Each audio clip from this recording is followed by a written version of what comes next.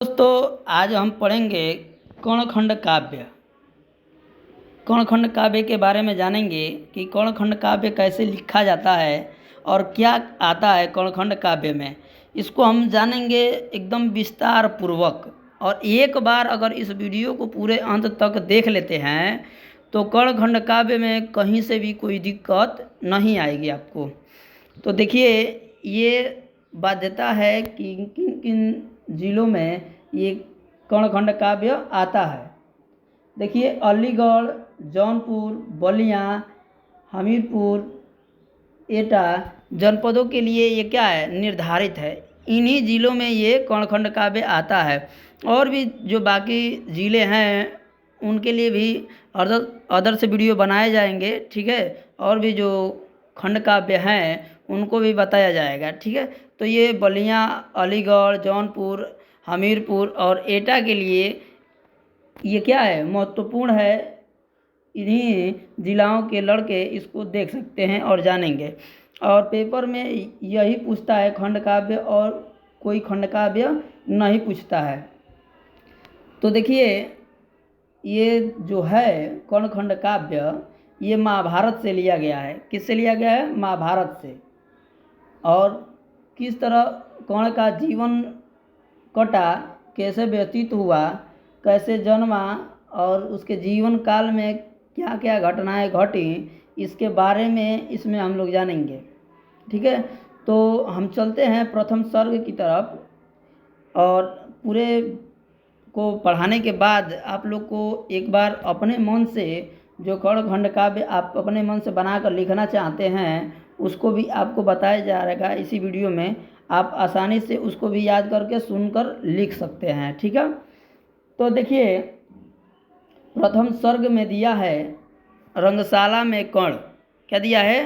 रंगशाला में कर्ण। तो देखिए, इसमें ये होता है ना कि इसमें कर्ण का जन्म कैसे हुआ, ठीक है, कहाँ उसका पालन पोषण हुआ, ये हम जानेंगे। और कब वो राज्यसभा में गया, उसके साथ राज्यसभा में क्या हुआ, ठीक है ना। तो इसके बारे में जानेंगे। तो देखिए, हम आगे पढ़ते हैं इसको। ये आप लोग के लिए हम लिखे हैं, ठीक ना। आप लोग को एक बार इसको पूरा पढ़ने के बाद, बताने के बाद, आपको एक बार स्वयं का जो कर्णखंड काव्य है वो भी सुनाएंगे, ठीक है, जिसे आप आसानी से याद कर सकते हो, ठीक है। तो जो ही आपको याद हो जाए वही आप लोग पेपर में लिख सकते हैं। तो देखिए, दिया है कि कुंती को सूर्य के वरदान से कुमारी अवस्था में ही एक पुत्र रत्न की प्राप्ति हुई, ठीक है। कुंती कुमारी थी तभी उसको क्या हुआ, एक सूर्य के द्वारा पुत्र क्या हुआ, प्राप्त हुआ वरदान से। देखिए, पुत्र कैसे प्राप्त हुआ उनको, ऐसे तो कोई देवी देवता तो बाहर नहीं जाते हैं। उनको एक मंत्र मिला ठीक है, जिससे वो क्या नहीं कहते हैं, कोई चीज़ हमको मिल जाती है तो उत्सुकता रहता है जानने का कि हम क्या करें, कब उसका प्रयोग करें। तो वही उनके अंदर इच्छा थी कि इस मंत्र का प्रयोग करें, काम कर रहा है या नहीं कर रहा है। तो उन्होंने क्या किया, सुबह पूजा वूजा करके और सूर्य को आह्वान किया, बुलाया, तो सूर्य क्या हो गए, सूर्य देव प्रकट हो गए। तो ये था उस मंत्र का कि जो भी देवता आएगा कुछ ना कुछ देकर जाएगा। तो उन्होंने क्या किया, सूर्य को बुलाया। सूर्य क्या किए, वो कहे कि ठीक है, इस मंत्र का हम उच्चारण किए हैं बस ये देखने के लिए कि ये मंत्र सही है या गलत है। तो उन्होंने कहा कि नहीं, इस मंत्र का उच्चारण करने से हम जब भी आएंगे, जब कोई भी देवता आएगा तो आपको कुछ ना कुछ दे कर जाएगा। तो उन्होंने, सूर्य ने क्या किया, एक पुत्र को ही क्या किया, उनके गोद में दे दिया, जो कवच और कुंडल के साथ था, ठीक ना। कवच वो होता है जिसको कोई भी अस्त्र शस्त्र भेद नहीं सकते हैं, ठीक ना। तो देखिए, बात समझ गया कैसे एक पुत्र रत्न की प्राप्ति हुई। अब आगे देखते हैं। कह रहा है कि लोक लाज के भय तथा कुल की मर्यादा के कारण कुंती ने उस पुत्र को नदी में बहा दिया। क्या किया, लोक लाज के भय से कुंती ने उस पुत्र को क्या किया, बहा दिया। क्यों बहा दिया? क्योंकि वो अविवाहित थी, उनका विवाह अभी नहीं हुआ था। ठीक है ना। आगे देखते हैं, दे रहा है कि अधिरथ नाम के एक सूत ने उस पुत्र को नदी से निकाला और घर ले गया। अधिरथ की पत्नी, ठीक है, अधिरथ की पत्नी राधा ने बड़े प्रेम पूर्वक उसका पालन पोषण किया। राधा के द्वारा पालन पोषण किए जाने के कारण उसका नाम राधेय पड़ा। ठीक है। अब देखिए, जब वो बहा दी कुंती, तो एक हस्तिनापुर के अधिरथ नामक सूत थे। कौन था? अधिरथ नामक सूत। वो क्या किए, उस पुत्र को नदी से निकाले और अपने घर ले गए। अधिरथ का कोई पुत्र नहीं था, इसलिए अधिरथ की पत्नी राधा ने उसे क्या किया, बड़ी ही प्रेम पूर्वक पाला। और क्या, उनके पालन पोषण के कारण क्या, कौन का नाम राधेय पड़ा। उस लड़के का नाम, जो पुत्र था, उस पुत्र का क्या नाम पड़ा? राधेय। कुछ बड़ा होने पर एक दिन वह बालक राजभवन की रंगशाला में आ गया, परंतु पांडवों ने उसकी वीरता पर व्यंग किया। मतलब आगे देखिए, देखते हैं इसका मतलब क्या है। परंतु पांडवों ने उसकी वीरता पर व्यंग किया। दुर्योधन ने इसके विपरीत उसे बड़ा सम्मान दिया और कहा कि जो तुम्हें सूत पुत्र कहेगा, मैं उसको नीचा अवश्य दिखाऊंगा। देखिए, पांडव जहाँ उस पुत्र की, उस लड़की को अपमानित किए, वहीं पर दुर्योधन ने क्या किया, उससे सम्मान दिया और अपना परम मित्र बना लिया और कहा कि हे मित्र, अगर तुमको कोई नीचा दिखाएगा, तुमको जो सूत पुत्र कहेगा, उसको मैं हमेशा क्या करूँगा, जीवन भर नीचा दिखाऊंगा। ठीक है। आगे देखिए, दुर्योधन के द्वारा इस प्रकार कहने से बड़े सांत्वना मिली और दुर्योधन का परम मित्र बन गया। पांडव के सामने कर्ण को और भी कई स्थानों पर नीचा देखना पड़ा। द्रौपदी के स्वयंवर में जब लक्ष्य भेद करने को उठा, तो द्रौपदी ने भी उसे अपमानित किया और इस प्रकार कहा। देखिए, कहने का मतलब यह है कि जब भी कौन पांडवों के सामने आता था, तो पांडव उसको क्या करते थे, अपमानित करते थे, नीच भाव से देखते थे, हीन भाव से। ठीक है। और उसे क्या करते थे, कड़ी वाणी बोलते थे। अब देखिए, द्रौपदी का जब स्वयंवर चल रहा था और वो जब क्या लक्ष्य को भेदने के लिए खड़ा हुआ, उस सभा में भी उसकी क्या हुई, बेइज्जती हुई, वो अपमानित हुआ और द्रौपदी ने भी उसे क्या किया, अपमानित कर दिया और कहा। देखिए, इसको दोहे के माध्यम से समझते हैं कि कुंती ने नहीं, द्रौपदी ने क्या कहा, कि सूत पुत्र के साथ, क्या, सूत पुत्र के साथ न मेरा गठबंधन हो सकता, छतराड़ी का प्रेम न अपने गौरव को खो सकता। देखिए, ये कौन बोला है, द्रौपदी ने बोला है। द्रौपदी ने कहा कि मैं सूत पुत्र के साथ अपना विवाह नहीं करूंगी। उसने क्या किया, कह दिया सीधा सीधा कि मैं सूत पुत्र से विवाह नहीं करूंगी, संबंध नहीं रखूंगी। ठीक है। मैं एक छतराड़ी हूँ और अपने गौरव और सम्मान को नहीं खो सकती। लोग मुझे कहें कि क्या ये सूत पुत्र की पत्नी है। ठीक है, समझ गए। आगे बढ़ते हैं। दूसरा द्वितीय सर्ग दिया है हमारा। द्वितीय सर्ग है कि धूत सभा में द्रौपदी, मतलब कि जिस समय क्या दुर्योधन और यानी कि कौरव और पांडव के बीच धूत क्रीड़ा यानी कि जुए का खेल चल रहा था, उस समय का ये बात है। ठीक है ना। तो देखिए, इसमें क्या होता है, पढ़ेंगे, इसको पढ़ते हैं। देखिए, दे रहा है कि महाराजा द्रुपद ने अपनी पुत्री द्रौपदी का स्वयंवर करने के लिए देश भर के राजाओं को आमंत्रित किया उस स्वयंवर में ब्राह्मण वेशधारी अर्जुन ने लक्ष्य को भेद किया और द्रौपदी का वर्ण किया। द्रौपदी पांचों पांडवों की वधू बनकर आ गई।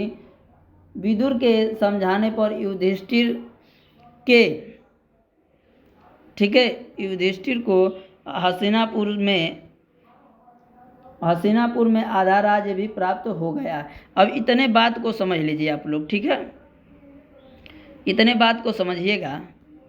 दे रहा है कि जो महाराज द्रुपद थे, एक राजा थे, वो अपनी पुत्री क्या द्रौपदी, उनकी एक पुत्री थी द्रौपदी, उसका स्वयंवर रखे थे। उस स्वयंवर में क्या पांडव जो थे वो क्या थे, वेश बदल कर आए थे। क्या थे, वेश बदल कर आए थे और क्या किए, द्रौपदी का वर्ण किए। अर्जुन ने क्या किया, लक्ष्य को भेद दिया। जिसे क्या किया था, द्रौपदी ने कर्ण को जिस सभा में रोका था सूत पुत्र कहकर, उसी सभा में अर्जुन ने क्या किया, उस लक्ष्य को भेद दिया, ठीक है, और क्या किया, द्रौपदी को वर्ण कर लिया, उससे विवाह हो गया।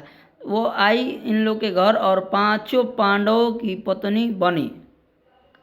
देखिए कैसे पांचों पांडवों की पत्नी बनी।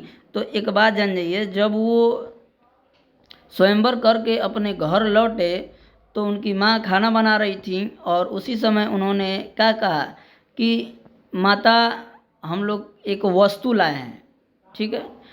तो वो ये समझी कि कोई वस्तु नहीं है, तो वो कह दी कि ठीक है तुम पांचों भाई क्या करो, अब आपस में बांट लो।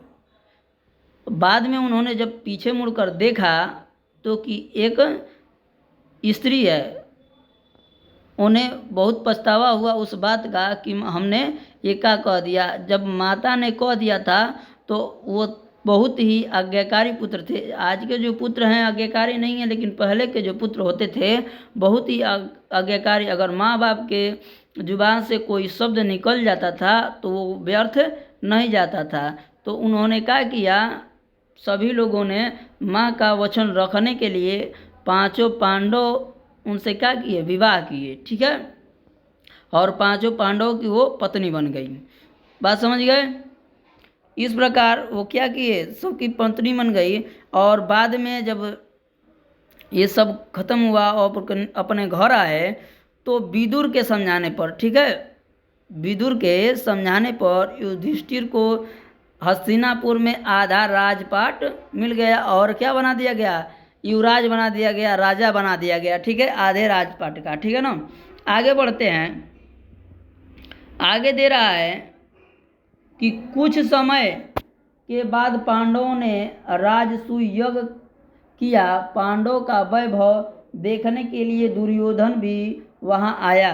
पांडव की वैभव देखने के लिए वहाँ दुर्योधन भी आया, ठीक है। राजभवन में भ्रमवश, ठीक है, जहाँ जल भरा हुआ था, दुर्योधन ने उसे स्थल भाग समझा और वहाँ जल में गिर गया। द्रौपदी उसे देखकर हंस पड़ी और बोली, अंधा क्या, अंधों की संतान अंधे ही होते हैं। अब इस पूरी बात को समझिएगा आप लोग, ठीक है। हस्तिनापुर में जब युधिष्ठिर को राजपाट मिल गया तो उन्होंने क्या किया, एक राजसूय यज्ञ करवाया, बहुत ही महायज्ञ करवाया, जिसमें क्या कौरव भी आए थे, यानी कि दुर्योधन भी वहाँ आया था। और भ्रमवश, जैसे नहीं हो जाता है भ्रम कि हमको लग रहा है कि यहाँ स्थल है, जल की समान दिख भली रहा है, वो क्या है, ऐसा बनाया गया था उसे कि वो लग रहा है कि स्थल है, लेकिन वहाँ क्या था, जल था। वो ब्रह्मवश उस जल में सोचा कि स्थल है, चला गया और क्या किया, उस जल में गिर गया। तो इस दृश्य को क्या किया, द्रौपदी ने देखा और उसे क्या किया, अपमानित करने के लिए उस पर हंसी। अगर मान लीजिए कि कोई गिर रहा है तो किसी किसी को हंसी आ जाती है, ठीक है, तो वही उसको हंसी आ गई और कही, जो धृतराष्ट्र थे यानी कि दुर्योधन के जो पिता थे धृतराष्ट्र, वो क्या थे, अंधे थे। इसलिए द्रौपदी ने कहा कि अंधों की संतान अंधे ही होते हैं। बात समझ गए। आगे बढ़ते हैं। इसमें आगे बढ़ते हैं। देखिए इसमें क्या कह रहा है कि दुर्योधन इस अपमान से इतना आहत हुआ, इतना क्रोधित हुआ कि उसने मन ही मन द्रौपदी से इस अपमान का बदला लेने का प्रण किया। क्या किया? इस अपमान का बदला लेने के लिए क्या किया? प्रण किया। अपने मामा शकुनी से मिलकर दुर्योधन ने पांडवों के साथ कपट दूत क्रीड़ा की योजना बनाई। ठीक है, इस कपट क्रीड़ा में मामा शकुनी की चाल से दुर्योधन ने युधिष्ठिर को हरा दिया। क्या किया? युधिष्ठिर को हरा दिया। अब इतने बात को समझ जाइए आप लोग।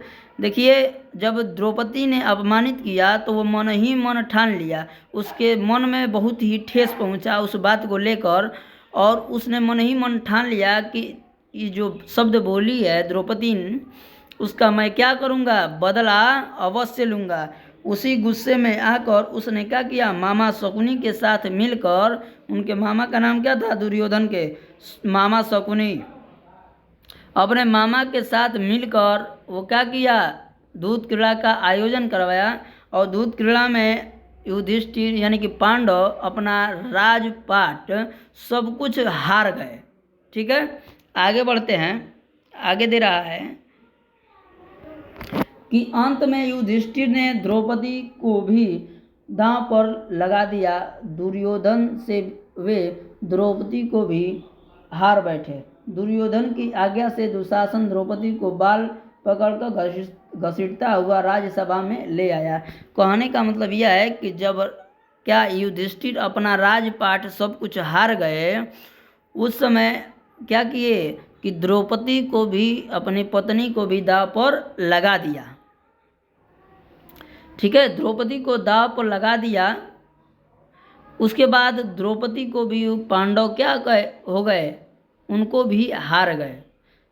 अब देखिए आगे, अब जब पांडव द्रौपदी को हार गए तो क्या किया? दुर्योधन ने कहा कि हे दुशासन, क्या? हे दुशासन, तुम जाओ द्रौपदी को बाल पकड़कर घसीटते हुए राज्यसभा में लाओ। आगे देखिए, आगे दे रहा है, हम दोहे के माध्यम से इसको समझेंगे।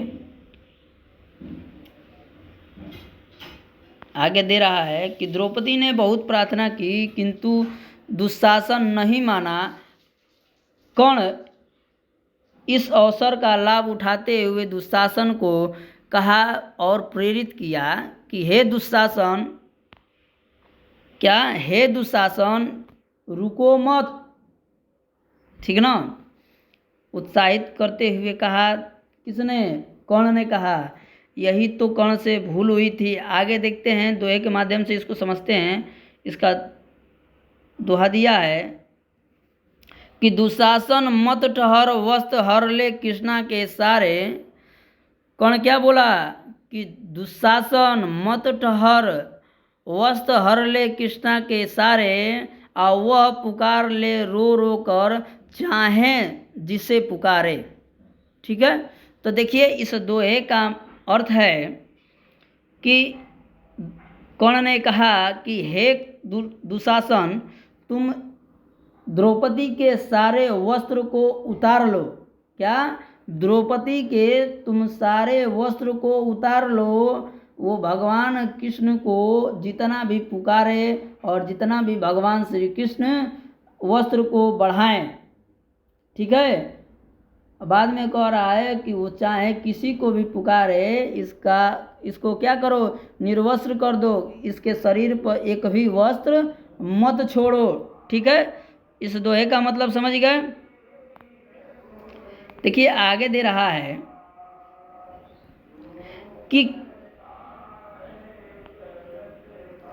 कर्ण ने दुशासन को इस कार्य के लिए बहुत ही उत्साहित किया। वह जीवन प्रयत्न अपने इस कृत्य पर पछताता रहा कि जब उसे यह मालूम हुआ कि कुंती उसकी माँ है और पांडव उसके भाई, तो उसे और भी अधिक पछतावा।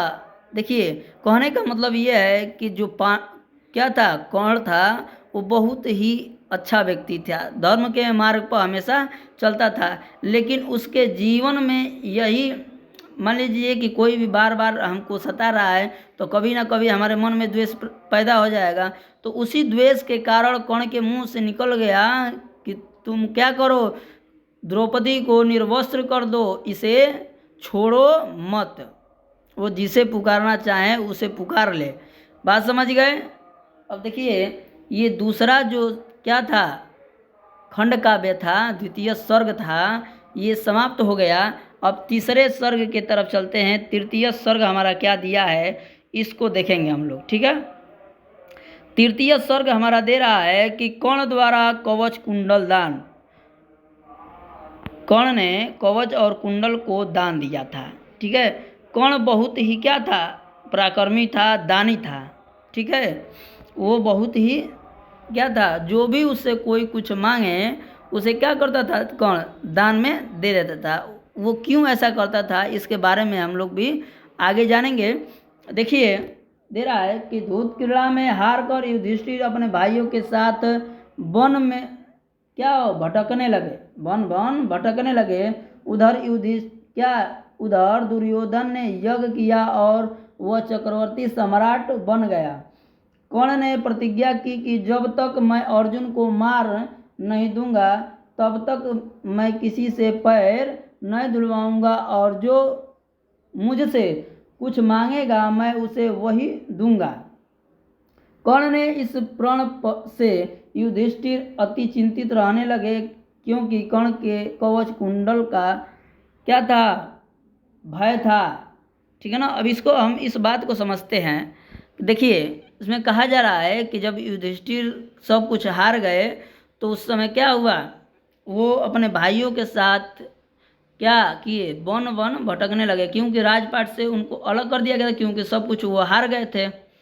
और हार कर एक क्या हुआ था, 13 वर्ष का वनवास और 1 साल का अज्ञातवास उन लोग को सजा मिली थी, ठीक है। उस राजपाट को कहा गया था, जो क्या थे धृतराष्ट्र थे, उन्होंने कहा कि ठीक है तुम 13 वर्ष के लिए वन में रहोगे और 1 वर्ष ऐसे रहोगे कि किसी भी राज्य के व्यक्ति को नहीं दिखाई दोगे। अगर उस समय अगर तुम किसी को दिखाई दे देते हो तुम्हारा क्या होगा, अज्ञातवास भंग हो जाएगा, फिर से उस दिन से तुम्हारा 1 साल और रहना पड़ेगा, ठीक है। अज्ञातवास का मतलब ये था।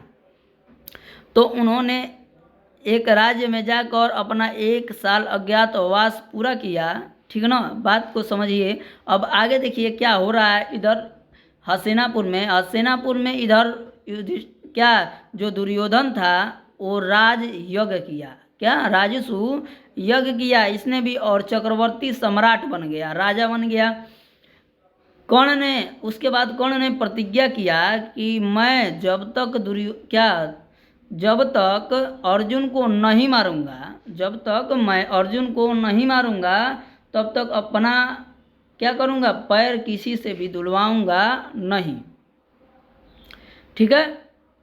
और जो कुछ भी व्यक्ति कोई भी इंसान मुझसे कुछ भी मांगेगा मैं उसे क्या करूंगा, वही दान में दे दूंगा, ठीक है।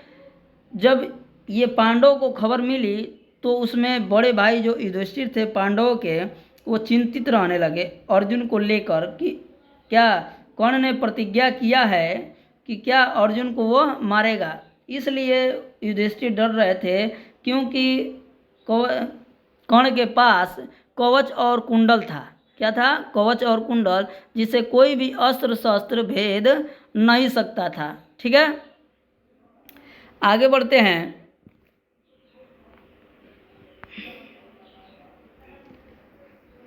और देखते हैं क्या दे रहा है। कवच कुंडल बिना उसे परास्त नहीं किया जा सकता है। इंद्र अर्जुन की सहायता करना चाहते थे क्योंकि अर्जुन इंद्र का ही पुत्र था। इंद्र ब्राह्मण का वेश धारण करके कर्ण के पास कुंडल और कवच मांगने गए। देखिए